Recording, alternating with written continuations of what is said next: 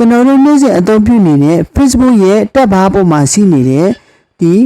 friends ဆိုတဲ့ button လေးတွေနောက်ပြီးတော့ဒီ column ဆိုတဲ့ button လေးတွေပျောက်နေခဲ့ရင်ဘယ်လိုပြန်ဖော်မလဲဆိုတာကိုဒီနေ့ဒီဗီဒီယိုထဲမှာကျွန်တော်ပြောပြပေးမှာဖြစ်ပါတယ်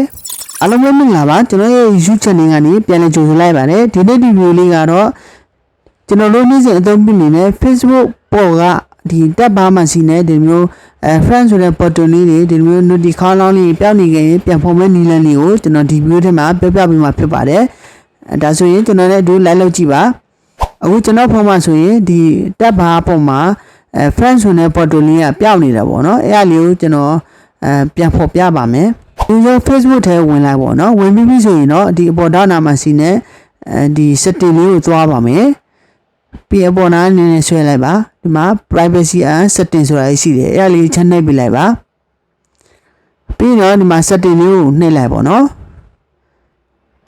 ဒီလိုရလာပြီဆိုရင်အပေါ်လေးနည်းနည်းဆွဲပါဟုတ်ပြီဒီညမှာတက်ဘာဆိုတာကြီးတွေ့လိမ့်မယ်အဲ့တက်ဘာလေးကျွန်တော်တစ်ချက်ထောက်ပြလိုက်ပါ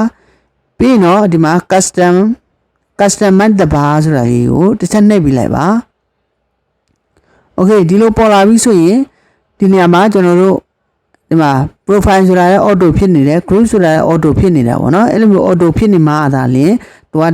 တက်ဘာမှာပေါ်နေမှာပေါ့နော်အခုကျွန်တော်ရဲ့ဒီ friends ဆိုတဲ့ဟာလေးอ่ะပေါ့နော်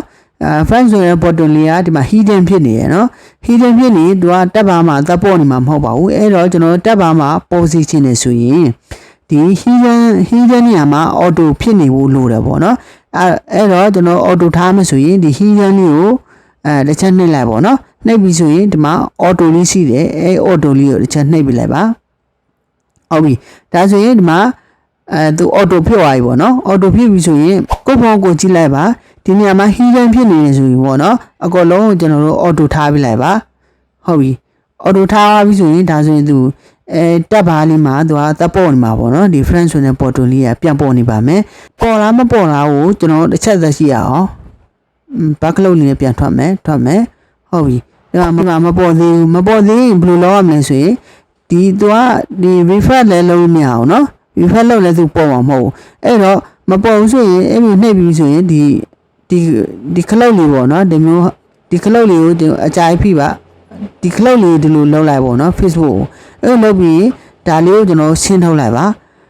ပြီးတော့ Facebook ထဲကိုကျွန်တော်တစ်ချက်ထပ်ဝင်လိုက်ပါဒါဆိုရင်ဒီမှာ friends ဆိုတဲ့ button လေးကပေါ်နေပြီပေါ့နော်အဲ့လိုမျိုးကိုက auto လုပ်ပြီးဆိုရင်သူကဒီညမှာချက်ချင်းပေါ်မှာမဟုတ်ဘူးเนาะကျွန်တော်ကဒီလိုမျိုးလုပ်ပြရမယ်ဒီမျိုးဒါလေးကို Facebook ကိုကျွန်တော်ပြန် clear လုပ်ပြရမှာပေါ့เนาะ clear လုပ်ပြီးလိုက်လုပ်ပြီးဆိုရင်ပြန်ဝင်လိုက်ဒါဆိုရင် friends ဆိုတဲ့ဟာတွေကတခြားဟာတွေပေါ့เนาะ friends ဆိုတဲ့ဟာလေးပဲဖြစ်နောက်ပြီးတော့ဒီ notification column လေးပဲဖြစ်ပေါ့เนาะကျွန်တော်တို့ပြန်ပေါ်နေပါလိမ့်မယ်အဲ့တော့ message လို့ဖုန်းမှာလည်းဒီလိုမျိုးပြောင်းနေခဲ့ရင်ကျွန်တော်ရဲ့ video လေးအတိုင်းလိုက်လုပ်ကြည့်ပါအားလုံးပဲအဆင်ပြေကြပါလိမ့်မယ်ဒီဗီဒီယိုလေးကမိတ်ဆွေတို့အတွက်အသုံးဝင်မယ်လို့မြင်နေပါတယ်နောက်ထပ်နည်းပညာဗီဒီယိုတွေထပ်မံကြည့်ရှုချင်တယ်ဆိုရင်ကျွန်တော်ရဲ့ YouTube channel လေးကို like and subscribe လေးနဲ့Facebook page မှာဆိုရင်လည်း follow လေးလုပ်ပေးထားကြဖို့မမေ့နဲ့เนาะအားလုံးကိုကျေးဇူးတင်ပါတယ်